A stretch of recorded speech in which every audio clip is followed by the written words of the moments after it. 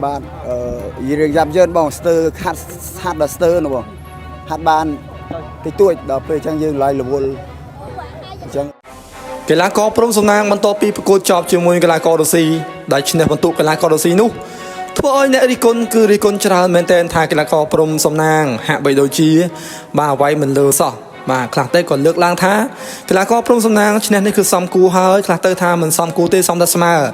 អញ្ចឹងឥឡូវយើងមកវែកញែកទាំងអស់គ្នាប្រិមិត្តបាទថាតើសមត្ថភាពកីឡាករព្រំសំណាងគាត់ចេញអស់ហើយឬនៅបាទ fan កីឡាករព្រំសំណាងប្រកាសជាស្គាល់នៅទឹកដៃទឹកជើងកីឡាករព្រំសំណាងហើយប្រិមិត្តមួយចំនួនតូចគាត់មិនសូវដឹងថាកីឡាករព្រំសំណាងគាត់ឡើងប្រកួតនេះគាត់មិនបញ្ហាអ្វីនៅពីក្រោយទេគាត់អាចនិយាយថាបាទសមត្ថភាពកីឡាករព្រំសំណាងគឺអស់ត្រឹមប៉ុណ្ណឹងតែប្រិមិត្តបាទឥឡូវខ្ញុំសូមបកស្រាយប្រាប់ប្រិមិត្តបន្តិចដោយសារតែខ្ញុំក៏មិនមែនអ្នកដឹងព័ត៌មាននេះខ្លាំងដែរដោយសារតែខ្ញុំតាមនៅព័ត៌មាននេះច្រើនដោយសារបងប្អូនមួយចំនួនគាត់បាទគាត់រវល់ការរកស៊ីច្រើនទៅគាត់មិនសូវបានតាមដានទេអញ្ចឹងគាត់មើលការប្រកួតកីឡាករព្រំសំណាងទៅគាត់មើលទៅហាក់បីដូចជាព្រំសំណាងខ្សោយមែនតើបាទសមត្ថភាពគឺបានមើលទៅដូចមិនដាច់ជាមួយកីឡាកររុស្ស៊ីសោះតែធិតពិតនៅពីក្រោយគឺប្រិមិត្តបាទខ្ញុំបានដឹងទូទ្រូដែរដោយសារតែខ្ញុំតាមដានខ្លាំងមែនទែនសម្រាប់កីឡាករព្រំសំណាងនេះបាទគឺបងសំណាងគាត់ឡើងប្រកួតគឺគាត់បានមានបញ្ហាសុខភាពប្រិមិត្តទី1បាទទី1គឺបញ្ហាសុខភាពទី2គឺកីឡាករព្រំសំណាងគាត់មាន sponsor ថតច្រើនប្រិមិត្តបាទថតច្រើនមែនទែនការពីខ្ញុំមានកម្មវិធី3រាត្រីមករៀងការខ្ញុំទ្រុំ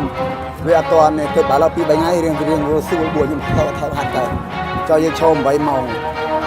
បាទដល់ពេលធ្លាក់កម្លាំងហើយហាត់អត់ទៅការដែលជើងយើងវិជាទៅអញ្ចឹងទៅការវឹកហាត់ក៏មិនដិតដល់ប្រហែលដែរប្រិមិត្តដឹងហើយបាទមុនឡើងមកគូនថាកីឡាករព្រំសំណាងគាត់កំពុងធ្វើអីខ្លះបាទគឺគាត់ទទួល sponsor គេបានជួបកងត្រាច្រើនកន្លែងអញ្ចឹងគាត់ត្រូវតែធ្វើបំពេញបែបបត់ទៅតាមបាទនីតិវិធីរបស់ sponsor អញ្ចឹងទៅគឺគាត់មិនសូវមានពេលហាត់ប្រហែលទេហើយដល់ពេលគាត់ប៉ះកីឡាកររុស្ស៊ីបាទគឺគាត់វាយលះប្រិមិត្តបាទកីឡាកររុស្ស៊ីនេះបងសំណាងក៏គាត់បានបង្ហាញថាកីឡាករនេះគាត់ចេញចូលគឺលឿនមែនតើអញ្ចឹងកីឡាករព្រំសំណាងគឺគាត់មានបញ្ហាសុខភាពប្រិមិត្តអញ្ចឹងគាត់វាយមិនអស់ទេគាត់និយាយថាបើសិនជាគាត់វឹកហាត់ពេញណែននោះបាទគឺកីឡាកររុស្ស៊ីនេះអាចនឹងសន្លប់ទៀតហើយបើតាមអែមានមើលការប្រកួតកីឡាករព្រំសំណាងប្រិមិត្តបាទគាត់ឈ្នះគឺសមហើយដោយសារគាត់បាទកីឡាកររុស្ស៊ីនោះវាយចូលគាត់វាយចូលវិញច្រើនដែរបាទដោយសារតែការប្រកួតកីឡាករព្រំសំណាងជាទូទៅគឺគាត់មិនសូវខំប្រហែលទេអញ្ចឹងបងប្អូនយើងខមមិនច្រើនក៏ដូចជាបាទលើកឡើងច្រើនថាកីឡាករព្រំសំណាងគូតែខ្លងខ្លះទៅរៀនខំបាទរៀនខំខ្លះទៅរៀនខំបាទ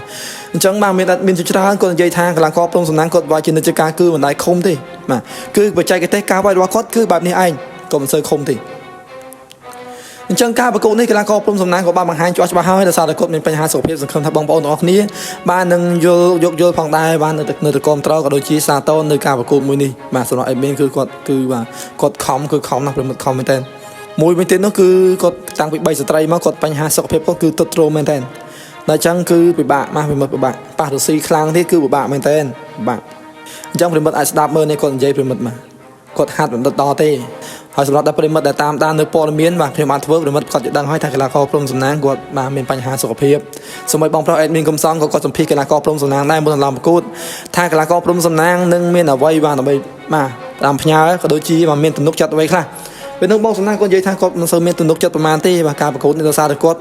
បាទវឹកហាត់មិនដល់ហើយក៏ដូចជាគាត់មានបញ្ហាសុខភាពទៀតបាទរៀងយ៉ាប់យឺនបងស្ទើហាត់ដល់ស្ទើណាបងហាត់បានតិចតួចដល់ពេលចឹងយើងឡាយរវល់ចឹងរៀងវាហត់លឿនអត់ទៅហ៊ានបុកអីប្រិមិត្តមានចាប់អារម្មណ៍ទេជាទូទៅកីឡាករព្រំសំណាងឡើងទៅគាត់បុកបាទគាត់បុករហូតប្រិមិត្តបាទគាត់បុកចូលសម្រុកតែមែនតែម្ដងតែការប្រកួតនេះព្រំសំណាងគាត់វាយទប់ប្រិមិត្តទប់មែនតែបាទគាត់វាយទប់ហើយគាត់ទប់គាត់នៅធ្វើបានល្អទេគឺធន់ណាស់ប្រិមិត្តធន់ណាស់